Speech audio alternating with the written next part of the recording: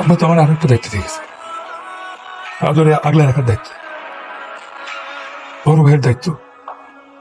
আদর যদি কখনো ভুল ভ্রান্তি করে ভুল পথে চলে যায়, আমি যাতে ওরে আগলে রাখি, ঠিক পথে আবার ফিরে নিয়ে আসি।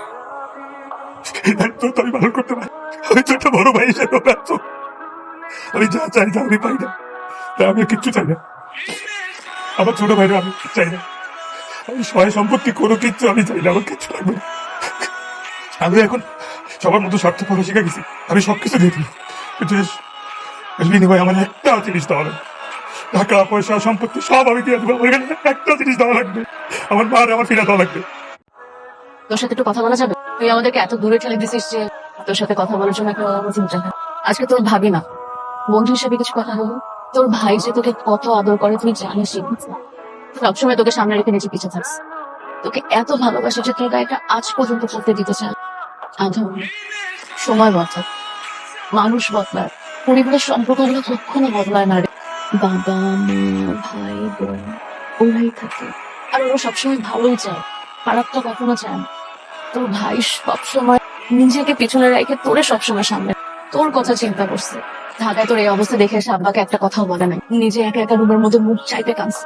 আমি দেখছি চোখ মুছে তোর বাপকে এসে বলছে যে আদরের টাকা লাগবে, ম্যানেজ কর। এই যে আজকে মানুষজন এত কথা বলতেছে, তোর ভাই সবাইকে অনুরোধ করছে আর ভাইয়ের ব্যাপারে এসব কথা বললেন না, আর তুই সেই ভাইকে অপরাধী ভাবস।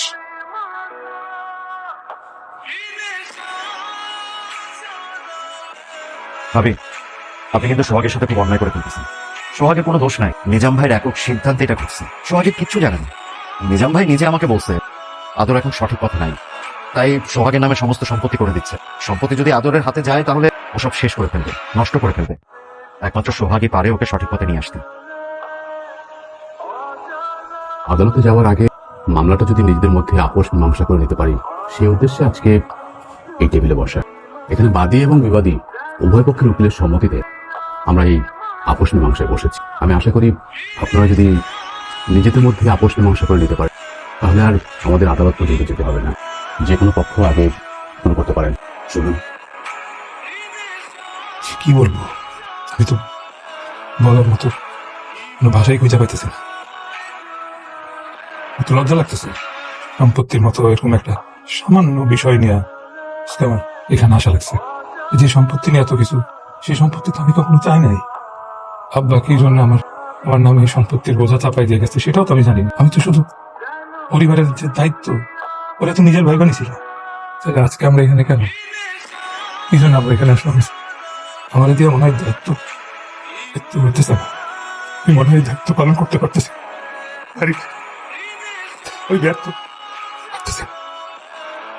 আমরা তো আমার আরো একটা দায়িত্ব দিয়ে গেছে, আদরে আগলে রাখার দায়িত্ব, বড় ভাইয়ের দায়িত্ব। আদর যদি কখনো ভুল ভ্রান্তি করে ভুল পথে চলে যায়, আমি যাতে ওরে আগলে রাখি, ঠিক পথে আবার ফিরে নিয়ে আসি। দায়িত্ব তো আমি পালন করতে পারি। আমি তো একটা বড় ভাই হিসেবে ব্যর্থ। আমি যা চাই তা আমি পাই না, তা আমি কিচ্ছু চাই না। আমার ছোট ভাইরা আমি চাই না, আমি সহায় সম্পত্তি কোনো কিচ্ছু আমি চাই না, আমার কিচ্ছু লাগবে না। আমি এখন সবার মতো স্বার্থপর শিখে গেছি, আমি সবকিছু দিয়ে দিই, কিন্তু এর বিনিময়ে আমার একটা জিনিস দেওয়া লাগবে। টাকা পয়সা সম্পত্তি সব আমি দিয়ে দেবো, আমার এখানে একটা জিনিস দেওয়া লাগবে, আমার মা আমার ফিরে দেওয়া লাগবে। আমার মা আমার লাগবে, সব নিয়ে যান, আমার মারে ফিরে দেয়। আদর তুই সব সম্পত্তি নিয়ে যা, আমার মারে আমার ফিরে দেয়, আমার ফিরে দেয়।